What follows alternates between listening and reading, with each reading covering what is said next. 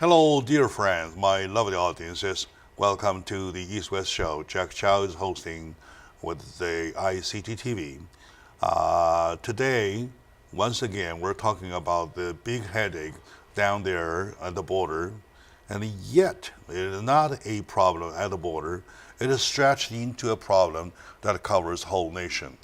And with immigration, comprehensive immigration reform as being the call, and with a wall to be built, with a limited budget or funding problem, and then with the caravans are still being handled.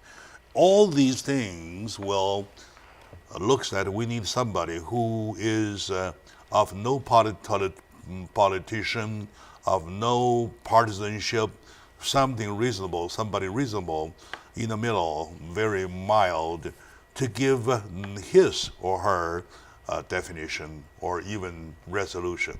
That person be my good friend, long time respected, esteemed Drexel Smith, my dear friend. Welcome to the show. Jack, it's always an honor to be with you, and I'm very excited to get home and share with my wife that you called me reasonable. Very reasonable. Very reasonable. As a matter of fact, we're very reasonable. She will be surprised and impressed.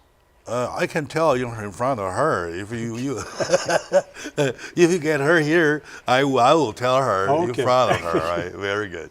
I know how much you love her, you guys. Well, it's a lifelong contract you guys signed. Long right? time. And then you're still in the contract. Yeah. Right.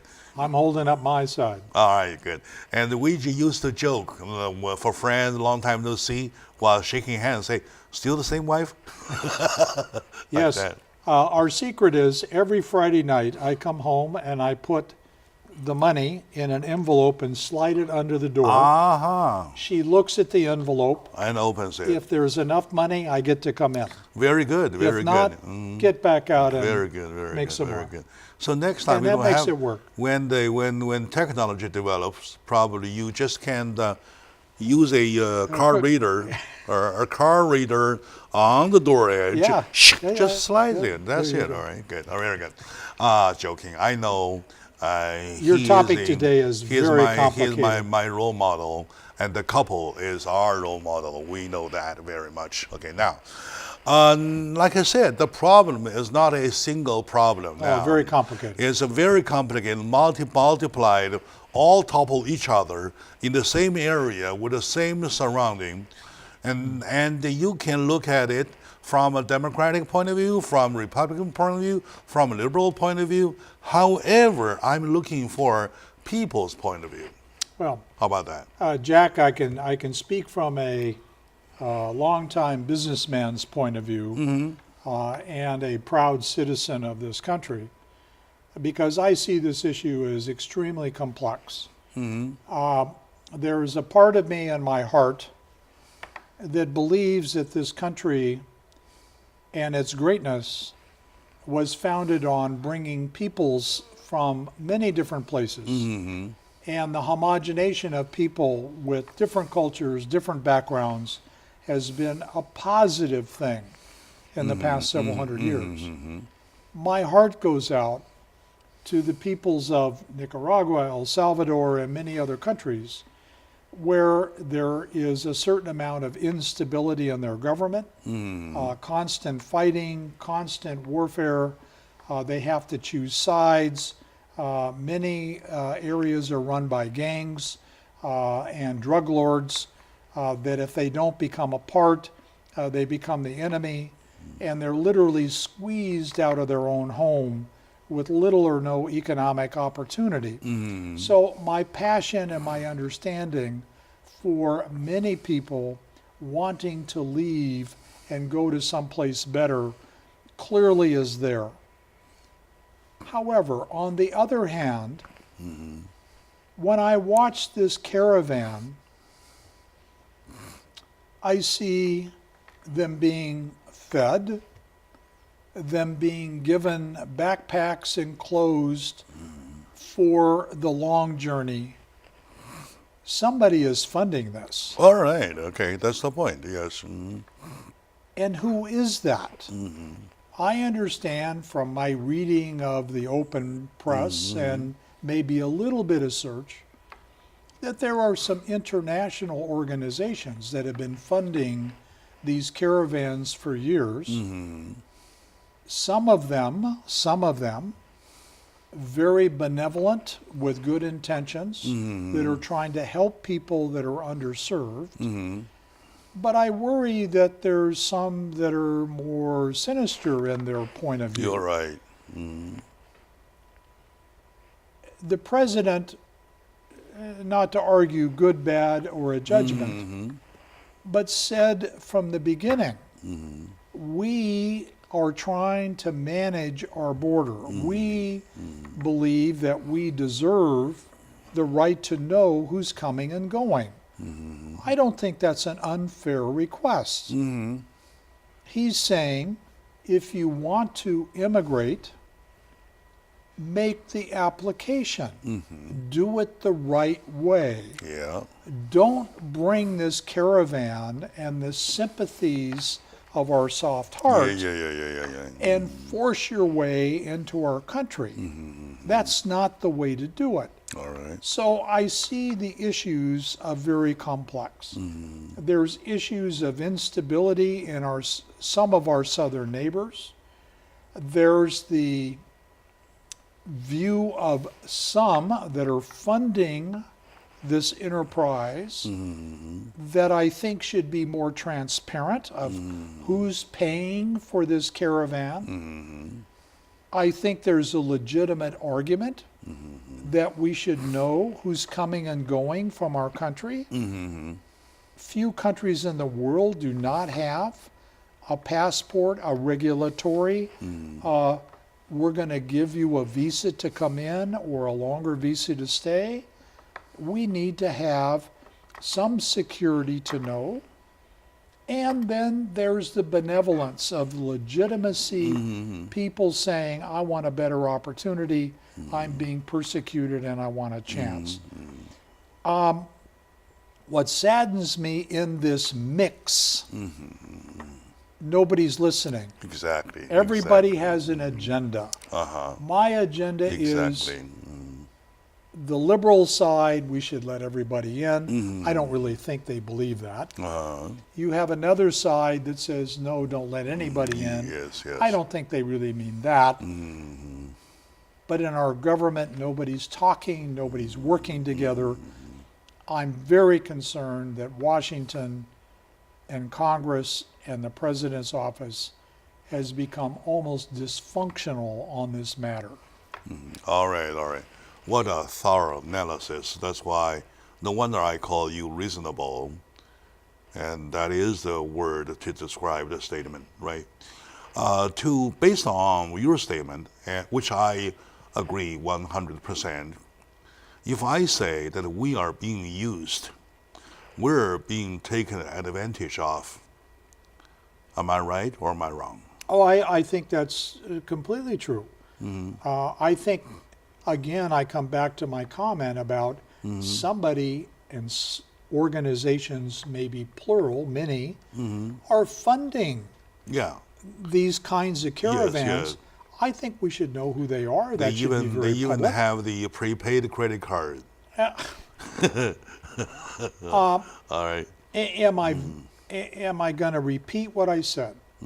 We have a legitimate right as a country to have a border that's reasonably secure, where people don't just wander in, to know who's coming and going, and, as they say, to check their papers. All right.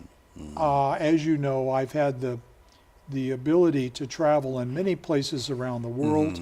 I know of few countries, that I don't have to show my papers of who I am, what my intentions are, that my intentions are honorable. I'm a business person, I'm a visitor, I'm a tourist, and I'm given a piece of paper in return called a visa that acknowledges who I am, and I have to show that to leave the country, to show that my intentions were appropriate as a visitor to their country. And I'm expected when I'm in their country to have some respect for their rules and their laws. I think there's no reason that we can't have the same expectation. Yes, to ourselves, right? Exactly. Okay. And any different, I'll use your term, Sure. we're simply being taken advantage of. Yeah, we're taking advantage of, right? As a sovereign country, we do have the right to our own to decide at which time in history we adopt the open door policy. At another time of history, we adopt a sealed border policy. Do you think that's a legit statement? Jack, another complicated question, because we, for the past 150 years that I know of, seem to believe that we can dial with our desire for people coming from other places.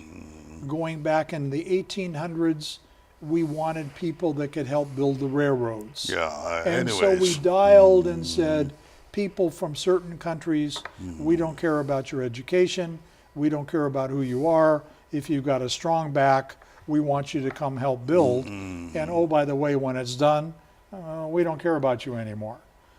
I think those kinds of attitudes are too short-term and narrow.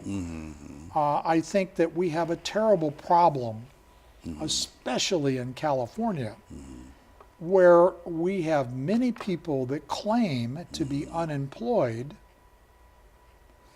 but they won't leave the inner city being funded by government to go to work in the farms and to support the agriculture Okay, let's business. take a short moment now. We come back to continue because we really need to stretch that point, because it's probably that is where that holds all the answers, right? Well, So, it's a piece. yeah, sure. We'll be right back, my dear friends.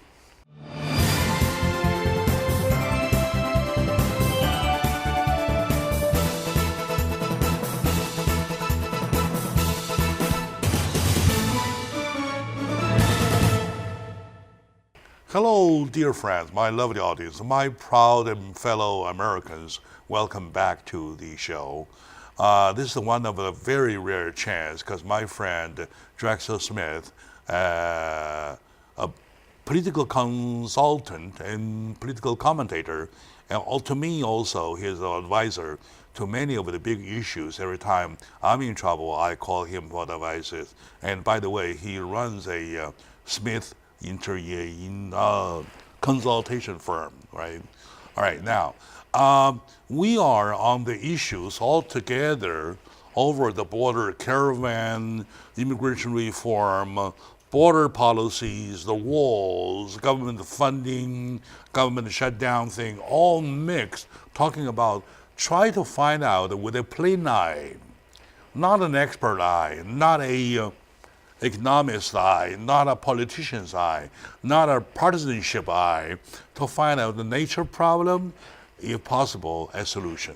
Right now, we're stretching the page in history about at those times when we decided we need people, we need hand. As long as you have a strong back, you come in, you're welcome to help us building, right?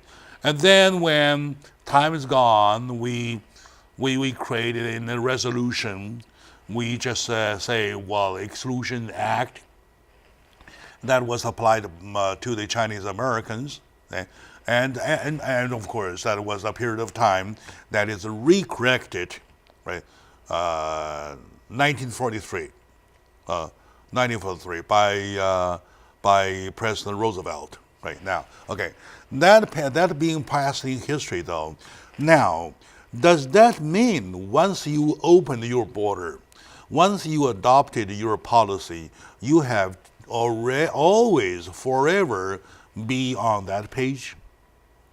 Well, I think on the piece of the puzzle dealing with our immigration policies, I think trying to dial that today I need agriculture labor So I'm now going to allow a certain type of workforce in. Tomorrow, I only want people with advanced degrees. I think that kind of adjustment is probably very short-sighted. I would suggest that our immigration policies should be very clear, that there's a piece of that policy about benevolency of people that truly are being persecuted where they are. I think that there's an interest after War II. We took our bitter enemies, but said we need their rocket scientists from Germany, and we're going to turn our heads and bring them in. We've always tried to address a short-term need as a policy issue and never approached it as a policy question. And I think that policy question really needs to be dealt with in a broader, longer-term view. All right. Of course, you're right. Of course, I agree with you. But we really have to think a little twice about the situation, the time we're in now. Back then, when we say we want everybody, say, give them to me, everybody, all of you, right? And you're all kinds of, like now, that was a time that had no terrorism attacks, no terrorists mixed with those, right? Look at Europe. Look at what's happening in France, what happens in Germany. Exactly. Are we learning a lesson from them, or should we not? Well, So that's why I'm saying that back to the page that you and I are on, though. Well, whereas the benevolence is a good thing, right? We really need to think about how we want to secure the country from a terrorist attack. We can't do that in a massive way. Say, hey, come on in. You're welcome. Do you think there is a line to silver cut it? well, I think that's part of the entire question, Jack, of dealing with a rational immigration policy. 150 years ago, we didn't pay a lot of attention to religious differences. We now have people of different religions. We now have people of many different cultures. We now need to recognize not everybody that comes into this country wants an opportunity to enjoy all of the things we offer. They're coming with an agenda to do harm. Yeah, exactly. Exactly. And that can't All right, be. I would just to help point out, and then you just hit the nail on the head, right? If it were just a issue of different religions, okay, we can handle it. We are general-minded enough to be inclusive of all kinds of religions, right? Exactly. But the problem is that it's not a religious thing. And somebody under the guidance of religion, they are hidden to get in with a purpose to destroy us, Exactly. the enemy, right? And our way of life. In our way of life, don't agree with our our value freedom. system, whatsoever, and the hell, they want to determine. Yes. Well, okay, they want to terminate us, right? That's the problem. So now, that's why lots of people see it as a time changed, unfortunately changed. Does that form a kind of like reasonable ground? You're exactly right.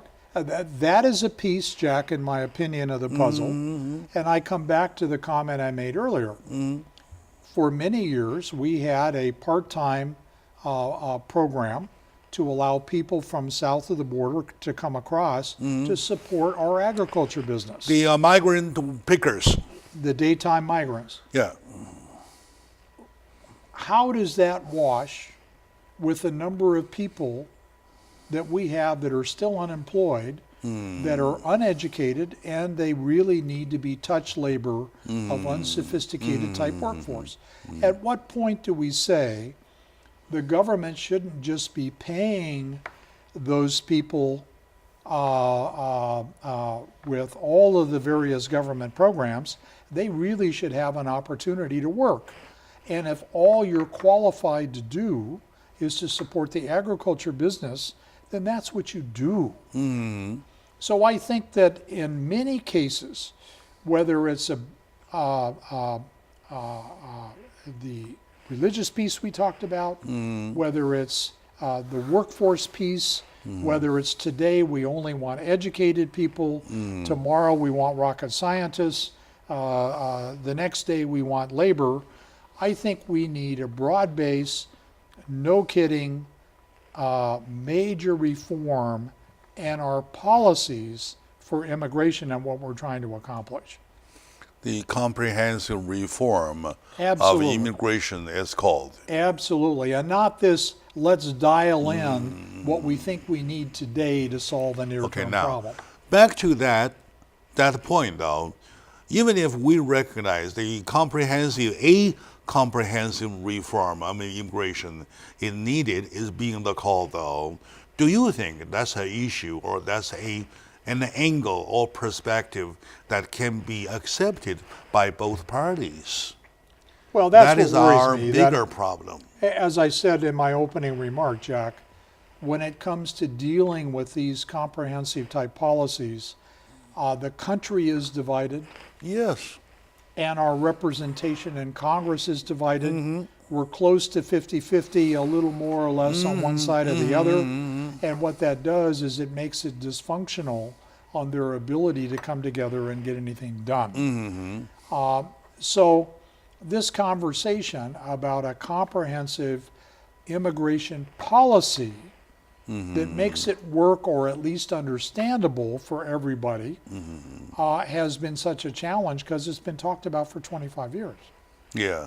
Now that piece of a policy is a separate issue from how and what do we do to secure the border.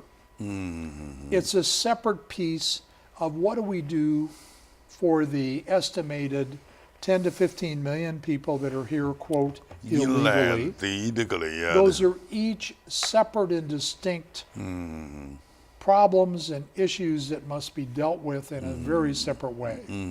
I think the concept, and it's a little frightening to me, but the announcement out of the White House that says, oh, by the way, we opened the door to Vietnamese people 35 years ago, and we ought to revisit that. I think it's a little scary. I mean, you know, what are we doing? We can no longer do that. The You world know, has changed. Come on. And people have changed too. Absolutely. And the fact that we had lax policies of the border for the past 50 years, we now have people born in families that you're talking about tearing apart because they might not have the right paperwork. I think we really need to revisit how we manage that 10 million people issue. But those are separate problems from securing the border. It's a separate problem from what do we deal with a comprehensive immigration policy going forward. However, one thing for sure, now at least between you and me, we both agreed on one thing, that comprehensive immigration reform is being the call, right? Now, speaking of that, suppose that is the call though, do you think timing of pushing for the call is important? When I say timing, I'm talking about during Obama 8 years when both houses were in the hands of Democrats, they had nothing done. During the previous 2 years when Donald Trump was president, both houses were in the hands of Republicans and they had nothing done. Now they have one house each, right? One house each. Do you think? Yeah, right. The Senate House and the Republican House, the Representative House. So do you think that is a moment, that is the timing, that is, the chance for us to push for the comprehensive immigration reform? Great question, Jack, because the House clearly has taken a turn to become far more liberal with the newly elected people that we have. We still have a relatively conservative Senate. It went even a little more conservative this past election. I guess my answer to that, looking back over the past 25 years of everybody realizes through the conversation, something needs to be done, nothing's been done, I use the term forcing function. There needs to be a forcing function. All right, let's pause for a little, yeah. That makes the discussion important. Okay, let's pause out a little bit, come back to continue on this important handpick of the essence that holds the resolution of all the problems now. So, my dear audience, with me today is my dear friend, my dear brother, Drexel Smith. Mr. Drexel Smith is the backbone for my show. Every time I have problematic issues, such as myself, such as this very moment, I call him. All right, now, out of his busy schedule, between his doctor visits, he finds time here. My special thanks and salute. All right, so we'll be right back.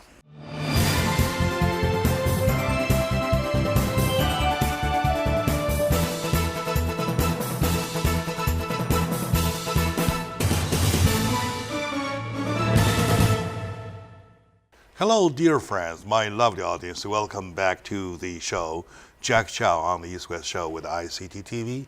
Today, with my dear friend, Mr. Drexel Smith, a super consultant to all problems, is my dear brother, Drexel Smith. We are on the comprehensive issues, all right? So call it complicated issues, comprehensive issue, whatsoever you may. We are to a page about the immigration reform comprehensive. Is that a partisan issue, or is that not a partisan issue at all?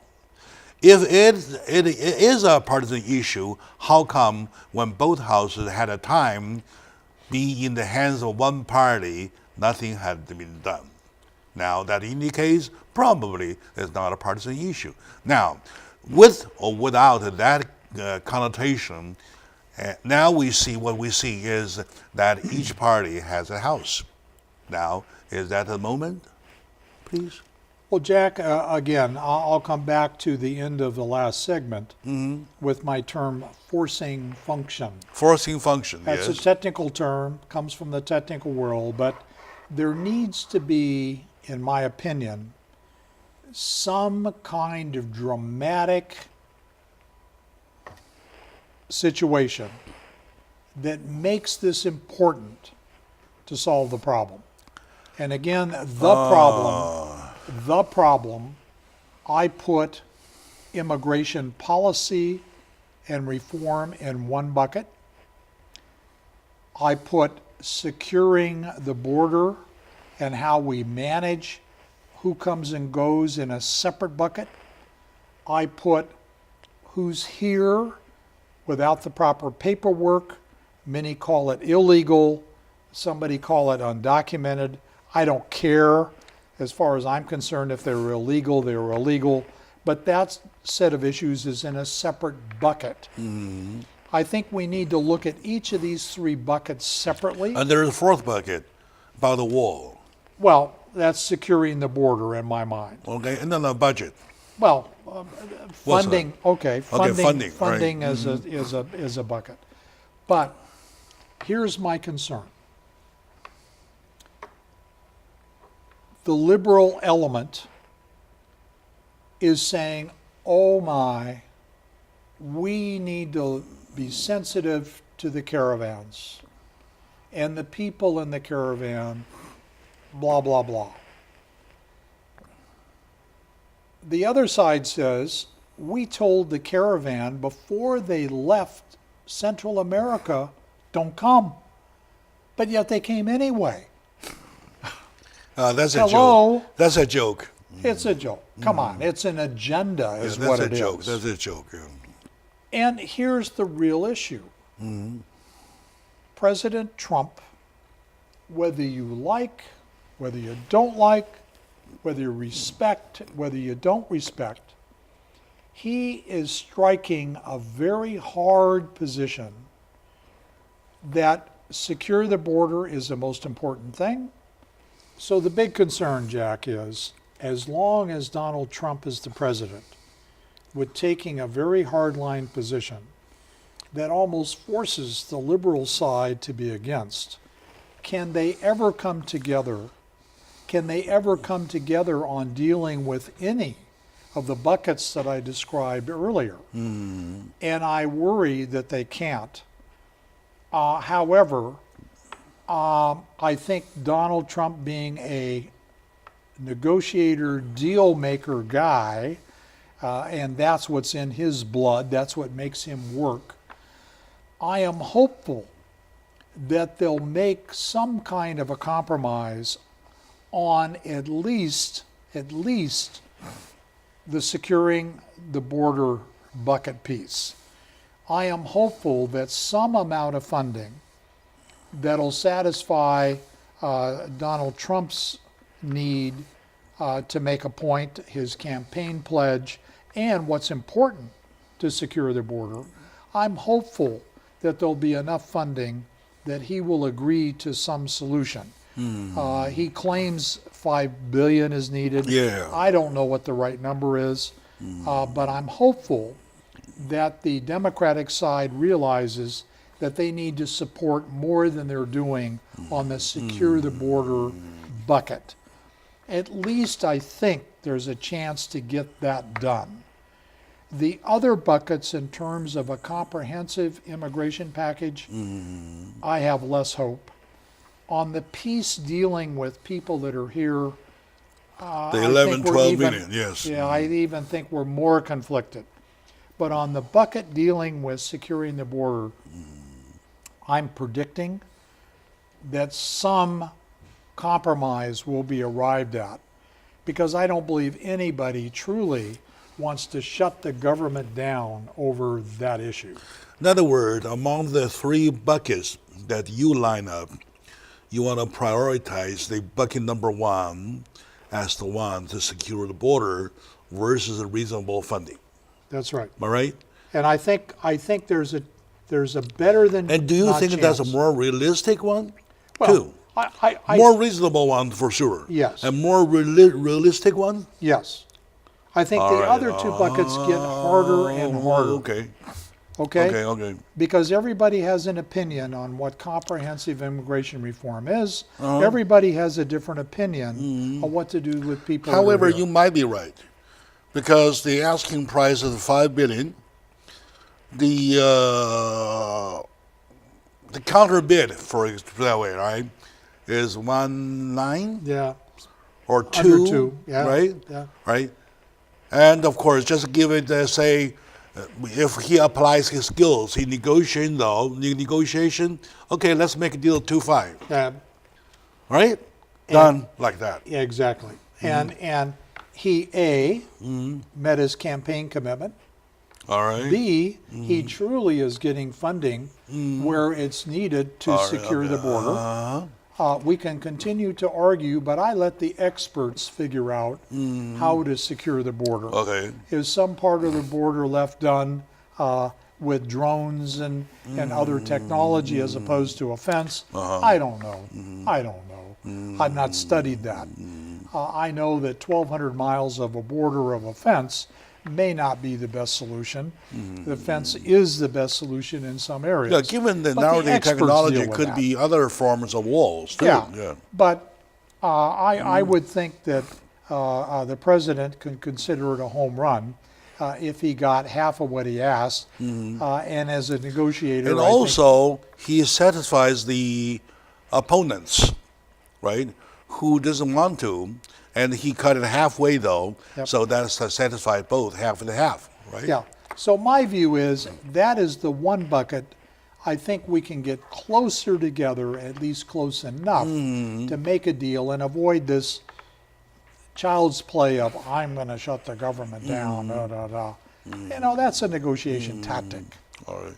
Now, may I suggest that we leave the three bucket issue on the side a little bit, right? The analysis on the side a little bit. Let's focus on the caravan issue.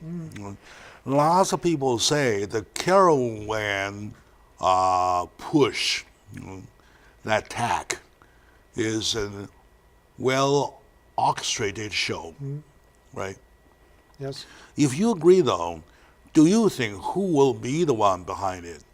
Could that be outside the United States or even inside the United States between the parties? Well, I think it could be either, Jack. All I know is what's been publicly reported. The Economist, the great magazine out of the UK, states that for the past 20 years, caravans have been organized and paid for by two major NGOs, they're called, non-government, non-profit organizations that support those kinds of things. The Economist claims that they're reasonably public. They get funds from around the world, and they fund to help immigration, not only from Central and South America into the U.S., but in other places in the world. Okay. It seems to me that the more current or the more recent caravans that have hundreds, if not a couple thousand people, look to be very well funded. I mean, these people are carrying new backpacks. Yeah. They're giving new water bottles. Many of them have a change of They're clothes. asking $50,000, they will go home. Yeah. To me, I worry that there's other monies in the game that is not visible. Your question is, could it be inside? We have some very rich people that are funding some very scary things in this country. Yes. And many nonprofit foundations that are scarily funding things. All those are possibilities. I don't have any knowledge, but it bothers me greatly, Jack, that this is invisible. Yeah. It's clear they're being Yeah, funded. you're right. I agree. I support you.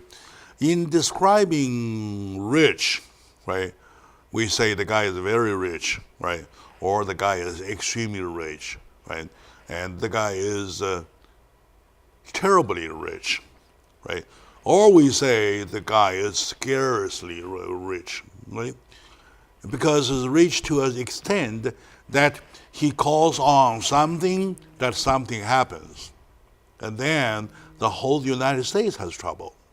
So that is the problem.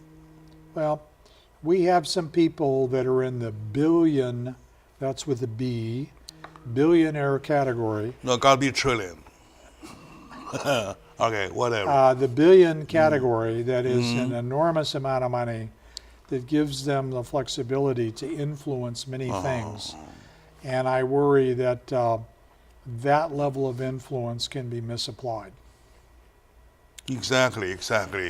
And of course, from day one when Donald Trump started his inauguration, he never had a day without seeing his opponents, right, going all out to overturn the whole thing. All right. Well, anyway, with this one being prepared in so many years, my question, the reason I say the following is that Honduras is a country that has long time problems in history. They've never been a reasonable country, even to their own people, right? And Guatemala, Mexico, they're all there ever since history. How come all of a sudden it pops up? Because we enter into the 2020 re-election. So that gives the answer. With that checked, do you still want to take the problem as your bucket number 4? Bucket number 4, you're talking about money? No, the caravan thing. What's behind the caravan? Yeah. I think understanding the caravan, to me, yes, is maybe not even deserving a bucket. It's just a symptom of the lack of what I consider to be bucket 1, which is the lack of a policy. Bucket number 2 is the lack of securing the border and taking advantage of the 10 to 15 million people that are here that are reaching back to family and saying, gee, I made it, I've done well, I've found work, I've found prosperity, you should make your way here. And I think that influence is a piece of the issue.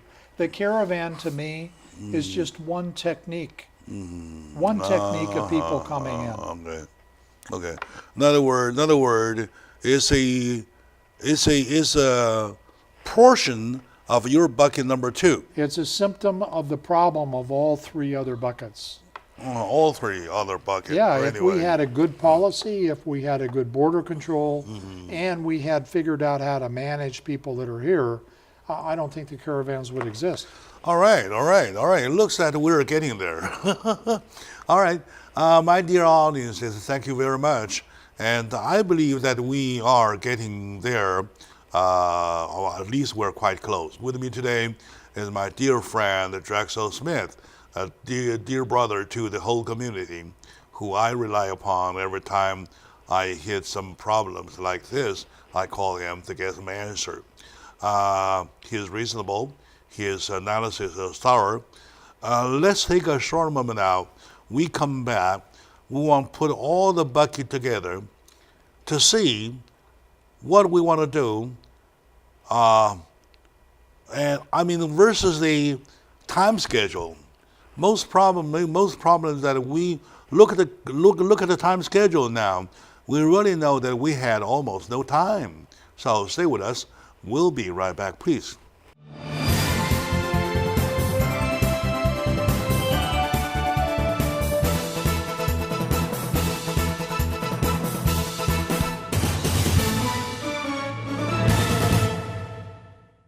Hello, dear friends, my lovely audiences.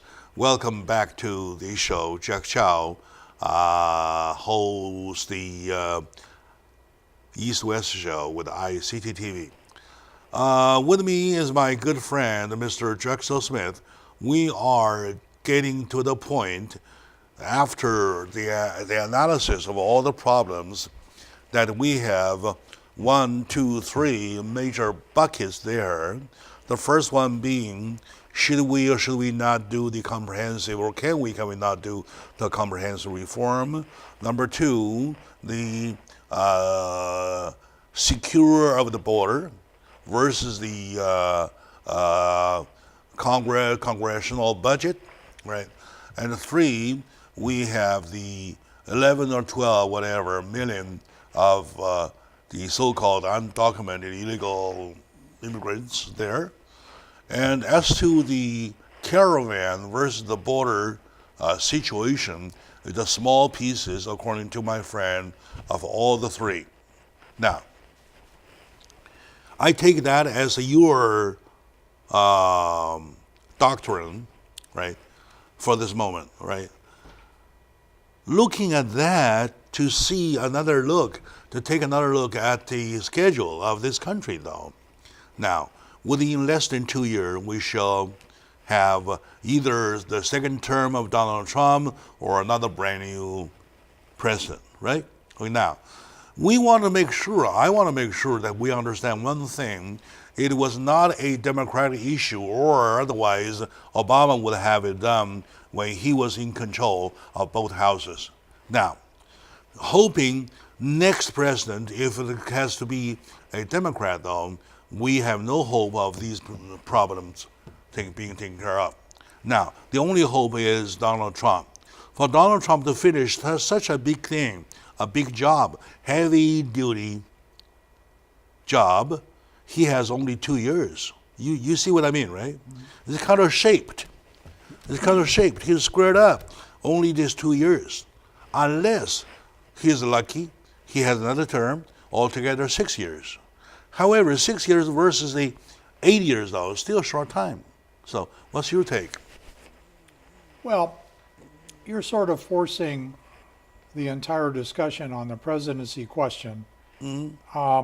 Jack, I'm going to come back to the term that I used before, forcing function. Forcing function.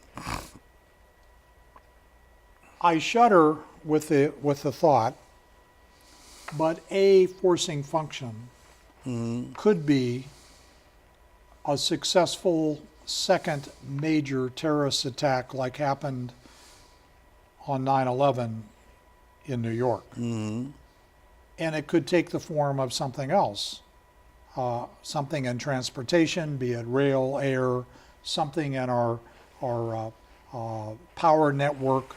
It could take the form in another way. But Or something World War III? something dramatic enough that it would shake our Congress into reality that we have a bigger issue to deal with other than their partisan conversation. Another forcing function could be a more dramatic caravan. I would have thought maybe the last caravan could have been a forcing function for Congress to recognize they need to deal with these different buckets. It wasn't dramatic enough. By the time the caravan got its way to our border, there were hundreds, not thousands. Mexico absorbed a bunch. Already, yes. Another forcing function is a dramatic change in Mexico. Mexico, if you really look at what happened over the past 6 weeks, has been very accommodating. They absorbed and accepted and allowed many of the people from Central America to immigrate into Mexico because now their economy is a little stronger and they have a way to absorb them. But maybe things And we are change. providing them a little money. Of course. Maybe the game changes with Mexico by Mexico saying, hey, U.S., we're no longer going to be helpful to you. You need to come to grips with your policies and you need to fix these things. I'm saying to you, without a major forcing function of some type, I don't see Congress being motivated to come together and fixing things because it's too easy for them to default to their partisan rhetoric conversation that doesn't get anything done. I don't see the president is having enough support to strike a deal beyond this near-term budgeting issue for the wall border security, I call it. It's really not a wall, it's the border security.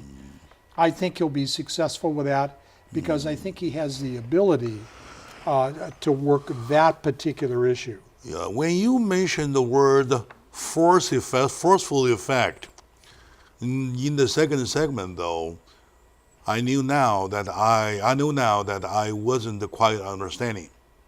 We need some Now function, I understand. Some event. Now I understand. In your description, the forceful effect function has to be something dramatic and big enough. And big enough that people set aside to shake the global earth. That's right. Right? Or the congressional earth in Washington. Congressional earth. Yeah. Make them think, oh yes, we are one. Yeah. We came along as one, we are still as one. We have to act as one. And it could be stop the domestic fighting. Stop the dog fight. It could be nothing would make us come together more as a country than having an adversary. Having an adversary is one issue that makes us come together. History has proven that, not only in the U.S., but in many other countries. Some major disaster, right? Astronomical disaster will make them think twice. So we don't have to fight. We're, a matter of fact, left hand and right hands. Yeah, what if it was proven that Russia is funding the caravans simply to destabilize our conversation? Would that allow us to come together and have a better conversation? I don't know. We need some dramatic forcing function, be it internal, external, you say, from the stars, something landing on the planet. We need something more dramatic than has happened to get this conversation to where it's a real conversation and not partisan In other words, without those disasters, call it disasters, they will not, they're so deep in their own dream, That's my view. they will not be called out. Except for, I believe we have a chance with what I call the second bucket, funding of the border, because I think in their hearts, I think all of them realize having a reasonably secure border is important. Where the devil may be is what does that look like and how much does it cost? And that's where the negotiation takes place. All right. Okay. So, what in, I mean, I'm scared. I'm really scared, right? What in the nowadays world, though, could be the dramatic force function? Can you give us a little something that you think again, of? I said before, it could be a second major terrorist attack like 9/11. It could be an adversary that we need to come together on. It could be a natural disaster. It could be an issue in Mexico. Like a star hit the earth? Yeah, any of those things. A major earthquake? We need something to bring us together in that conversation. All right. Okay. Because poking the balloon isn't going to happen. You know, you take a balloon full of air and you push, you may think you've done something, but all you've done is move the air in the balloon. You take your finger out and it comes back. You've done nothing. And that's what we're doing. We're poking the balloon. Yeah. We're poking from everywhere, but still the balloon is balloon. And there's no serious conversation except for what the president is forcing. He's making a forcing function with his veto, saying, I will not approve your budget to keep the government going if you don't fix bucket number 2. That's a forcing function of some degree. Well, that, of course, they will probably work out on their majority, supermajority, to overturn even the veto. I don't think they have the strength to do that. Remember, the Senate side is strongly conservative, even more so than it was in the last session. All right. And they need the Senate support at the end of the day. So I think Trump is playing his cards out. He's made some commitments that go back. He's saying, this is my opportunity. I want to fix bucket number 2. This doesn't deal with immigration policy problems in my bucket number 1, which is a big issue. It doesn't deal with people that are here. It's focused on let's secure the border. All right. And maybe more important, Jack, I want to thank you for all your support of the Drexel Consulting Group. I want to thank you and wish you and your family a wonderful and prosperous new year.